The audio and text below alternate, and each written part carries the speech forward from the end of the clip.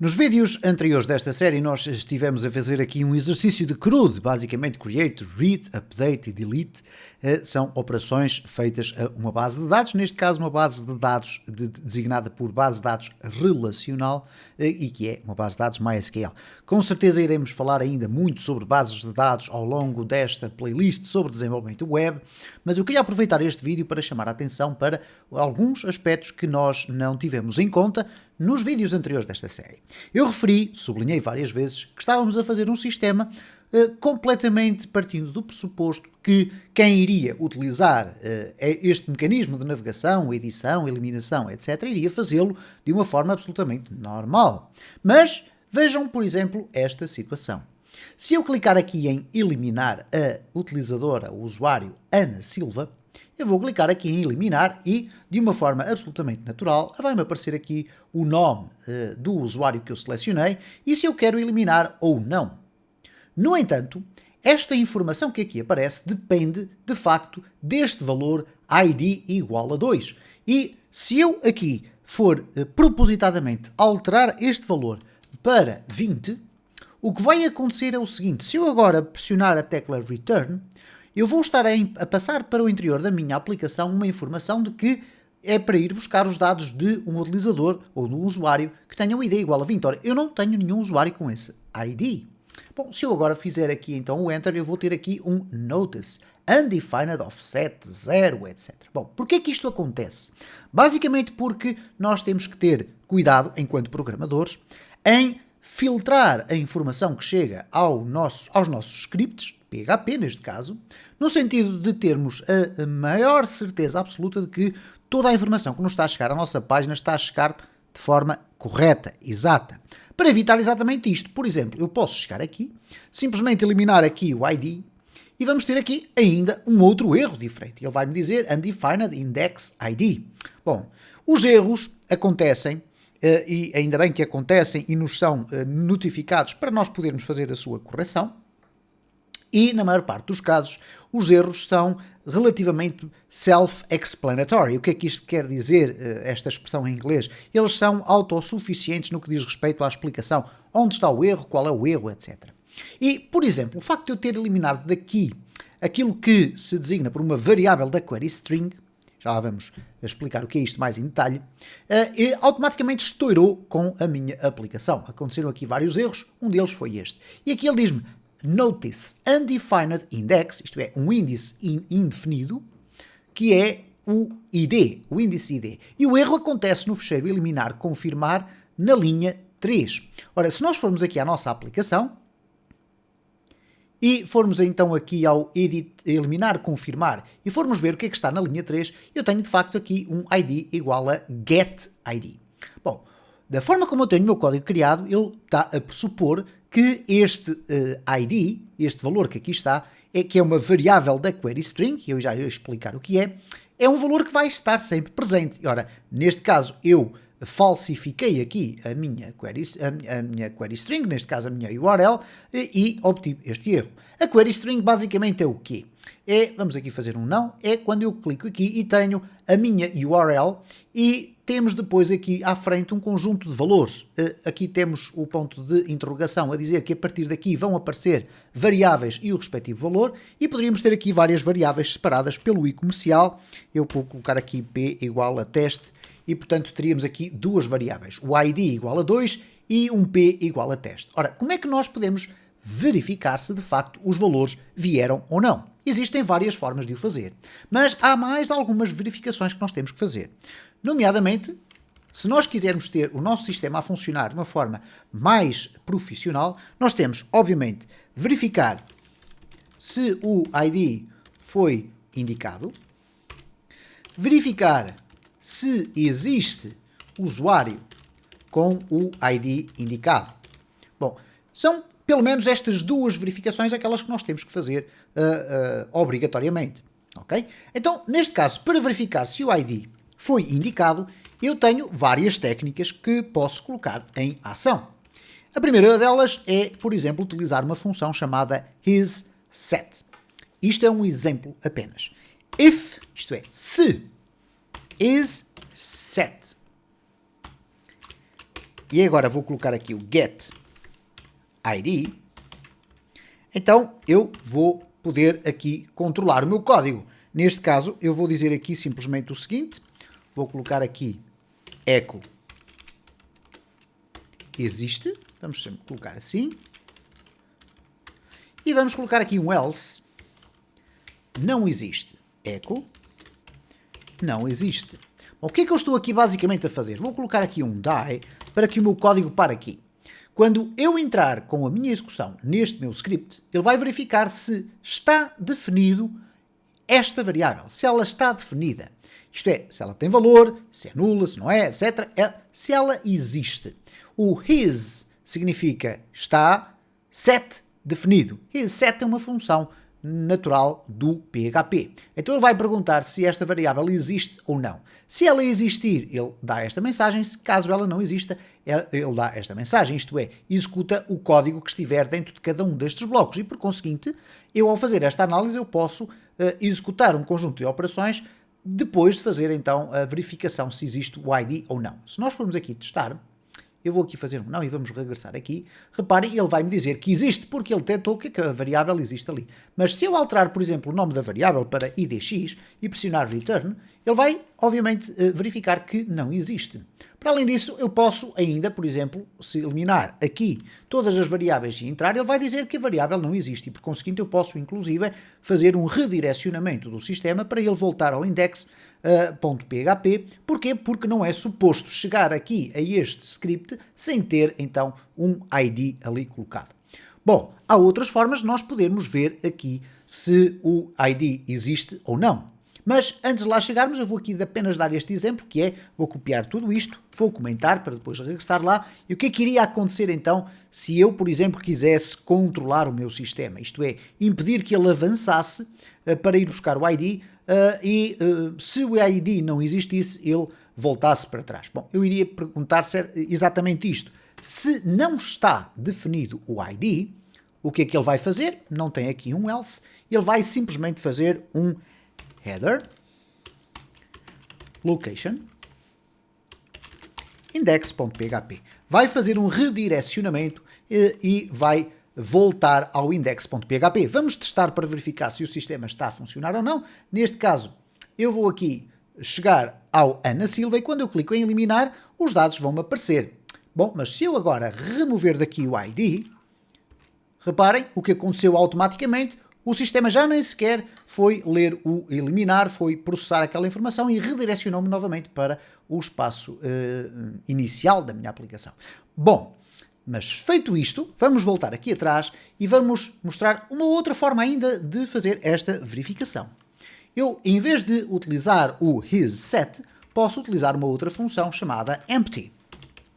E o empty neste caso significa, ou pode ser traduzido da seguinte forma, se está vazio, não existe ou é nulo, são estas três condições que o empty avalia. Se está vazio, não existe ou é nulo, então executa este código. Portanto, aqui temos uma lógica diferente, é uma lógica pela negativa. Eu digo que aqui não existe, caso contrário, se o empty der falso, isto é, se a variável existe, se não é nula, etc., então ela existe. Então reparem, vamos ter na prática o mesmo tipo de comportamento. Eu vou aqui clicar em eliminar e ele diz-me existe e faz aqui o resto da execução. Se eu alterar aqui os valores, idx, ele vai me dizer não existe e obviamente como eu não coloquei um die, porque aqui eu não fiz nada para parar a aplicação, poderia fazê-lo inclusive aqui dentro só para parar a execução caso não exista,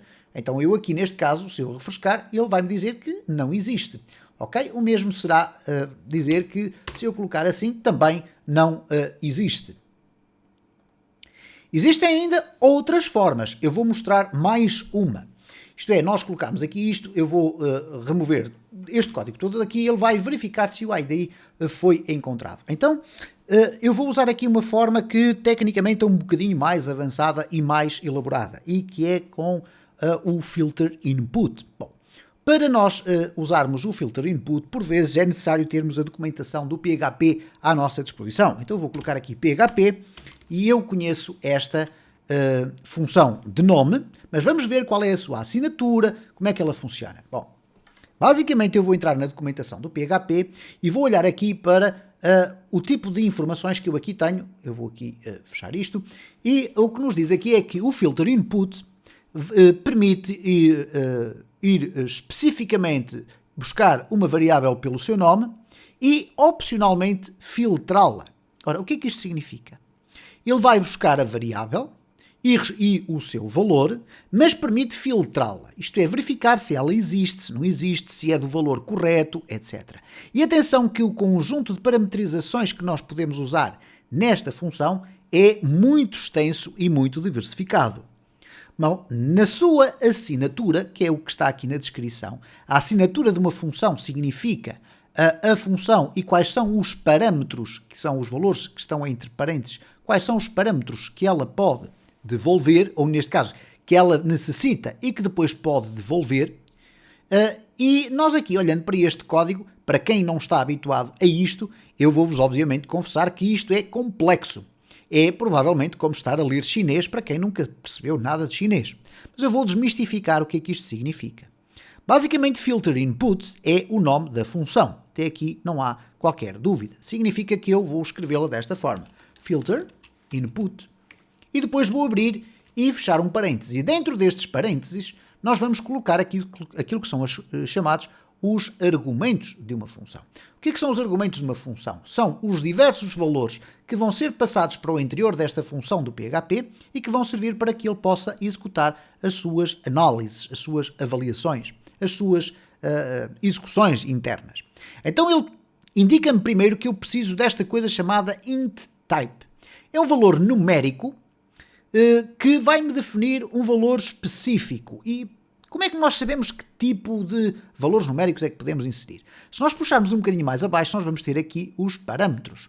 Os parâmetros ou argumentos, como lhe queiram chamar, é exatamente o mesmo tipo de assunto que estamos a falar, são os elementos que nós colocamos dentro dos parênteses de uma função. Estão aqui explicados, reparem, o type, o variable name corresponde àquele, que é o segundo argumento, e depois o filter e assim sucessivamente. Então aqui nos parâmetros ele diz-me que primeiro o type, que é um argumento obrigatório, e já vou explicar porque é que eu sei que ele é obrigatório, ele vai-me dizer que tem que ser um destes que aqui está. E vocês vão perguntar, então mas input get é do tipo inteiro? Neste caso é porque trata-se de uma constante, e uma constante pode ser considerada como o 0, o 1, o 2, o 3, o 4 ou o 5. Neste caso, o input get vai ser internamente interpretado como valor inteiro. Então, tradicionalmente, o que nós vamos colocar no filter input é input get, input post, input cookie, etc, etc. Os mais comuns será o input get e o input post, mas os outros poderão, obviamente, ser utilizados. Então, eu posso fazer simplesmente isso. Eu vou selecionar aqui o input get e vou colocar aqui assim. O meu ID já não vai ser igual a isto que aqui está, ok? E reparem que eu estou a ir buscar pelo get, que é ir buscar a query string, eu estou a dizer o meu ID vai ser igual a filter input e agora vou colocar aqui input get, de seguida vou colocar aqui o nome da variável que eu estou à procura e nós já sabemos que é o ID e com estes dados aqui vai acontecer uma coisa interessante. Eu já vou conseguir verificar se a variável existe ou não. Caso ela exista, o valor é atribuído para este ID. Caso ela não exista, o meu ID vai ficar com o valor igual a false. Bom, dir-me-ão, mas isto é fantástico, com uma linha apenas conseguimos verificar essas coisas todas e estamos a definir o ID caso o ID venha. Bom, não é bem assim, porquê? Eu vou-vos mostrar aqui um exemplo e depois iremos com certeza ter a oportunidade em vídeos futuros de falar mais sobre estes aspectos de pormenor, mas que são substancialmente importantes para a segurança das nossas aplicações. E que é o seguinte: if ID igual a false, o que vai acontecer aqui, eu vou dizer que echo não existe. Caso contrário, else. Aliás, vamos até deixar ficar assim. Eu vou colocar aqui um die e vou fazer o seguinte. Se o ID não existir, isto é, se ele for igual a falso, e o falso vai ser o valor que é retornado por esta função, caso não exista o ID, e reparem que aqui essa informação está descrita no return values, o return values ele diz o seguinte, o valor que é requerido pela variável no caso de haver sucesso, ou então falso se o filtro falhar, ou até mesmo nulo se a variável não estiver definida. Então, podemos ter aqui vários outputs, daí que aqui à frente nós temos um mixed, isto é, uma mescla de possíveis resultados. Pode ser um resultado booleano, que é o verdadeiro ou o falso, pode ser o valor da própria variável, pode ser também um valor nulo, se ela não existir. Então é preciso ter muita atenção à utilização desta função. Ela serve para fazer filtros mais avançados. Eu não vou estar agora aqui a massacrar-vos com essas questões. Porquê? Porque se nós olharmos para a assinatura, nós vamos verificar que o primeiro e o segundo parâmetro são obrigatórios, mas depois aqui temos um parênteses reto e ele diz-nos que este parâmetro que aqui está é facultativo, não é obrigatório. Daí que eu não tenha tido qualquer erro e a função vá funcionar plenamente. Reparem, eu vou aqui novamente ao meu código, vou aqui voltar atrás, vou clicar aqui em eliminar, não houve qualquer problema com a minha função, mas se eu agora remover daqui o meu ID, reparem o que é que acontece, ele diz-me simplesmente não existe. Bom, o que acontece aqui de facto, se olharmos aqui para a documentação, peço desculpa, é aqui, nós vamos verificar que podemos definir um terceiro argumento que não é obrigatório, como eu tive a ocasião de referir, por causa desta indicação que nós temos aqui, que é um parênteses reto, e portanto também este que aqui está também não é obrigatório, nós podemos ter no máximo até 4 argumentos ou parâmetros, temos que ter pelo menos 2, depois podemos ter 3 ou até 4. Bom, eles estão aqui todos explicados e no caso do filtro, o filtro é um mundo por si só. Porquê? Ele diz que nós podemos aplicar um filtro que é um ID de um determinado filtro, e o ID é basicamente como se fosse uma coisa destas, isto é um valor que aqui está indicado como sendo inteiro, mas que nós podemos escrever como se fosse uma constante. Então, neste caso, a lista de filtros é de tal forma que existe aqui um link para o Types of Filters, e quando nós clicamos, nós temos vários tipos de filtros. Temos filtros de validação, temos filtros de arranjo e filtragem do código que lá vem dentro, temos outros filtros, temos filter flags, enfim. Se formos ao Validate Filters, nós vamos conseguir perceber aqui uma coisa. Nós podemos colocar Filter Validate Boolean, na prática significa perguntar se a variável existe e se ela é do tipo booleano, isto é, verdadeiro ou falsa. Então reparem, da mesma forma que eu posso verificar se ela é verdadeira ou falsa, ou se ela é de um tipo um e-mail, eu também posso perguntar se ela é uma variável inteira. Então eu vou copiar aqui e vou colar aqui no meu código do Visual Studio Code, e que é o seguinte: se eu colocar aqui isto, o que é que ele vai verificar? Não só vai verificar se a variável existe, mas se ela é do tipo inteira. Porquê? Porque eu poderia ter qualquer coisa deste género. Reparem, eu vou aqui voltar ao ponto zero e se eu regressar ao meu código, deixar ficar o ID, mas colocar ali João, o que vai acontecer é que nós vamos ter um erro e não tivemos o sistema a parar o nosso código. Porquê? Porque o nosso ID existe, só que não é do tipo expectável.